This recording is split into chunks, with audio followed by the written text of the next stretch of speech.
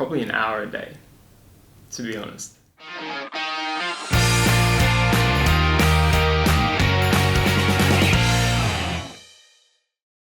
Probably an hour a day, maybe 3 on weekends, and that was just during the school year. And then as it approached an exam period, it would kick up to like 5 hours a day, 7 or 8 on weekends. HSC, I was, 3 weeks prior, it was about 9 hours every day before the HSC. And that sounds a lot like cramming, because it is, because that's what the HSC is, unfortunately. But yeah, for me, the way I avoided spending like ridiculous amounts of time studying was just retaining as much information as I could in class.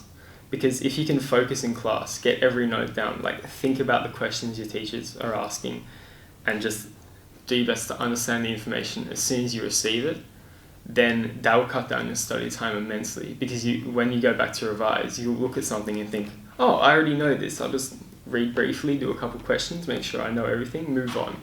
Like, as opposed to looking back and thinking, oh Christ, what is this? Like, that, just having all the information already makes studying less learning and more revising, and revising is a lot easier and more straightforward than having to learn something for the first time.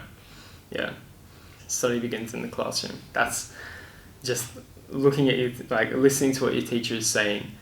If you're not sure of anything, like anything at all, ask them as many questions. Like that, their job there is to listen to your questions and try to answer them. That's what they get paid for. Make use of that. That is incredibly helpful. That's what I did the whole time. My whole class was sick of me, but I just kept asking questions, and I think it paid off. Yeah, because I would go home and I would think, okay, I know everything that I did in class. I'll just read over maybe 10-15 minutes for each subject, and then I'll be good. Because like the information is already retained in your head. If you've spent the time to genuinely understand the fundamentals of a concept as soon as you learn it. Yeah. So yeah.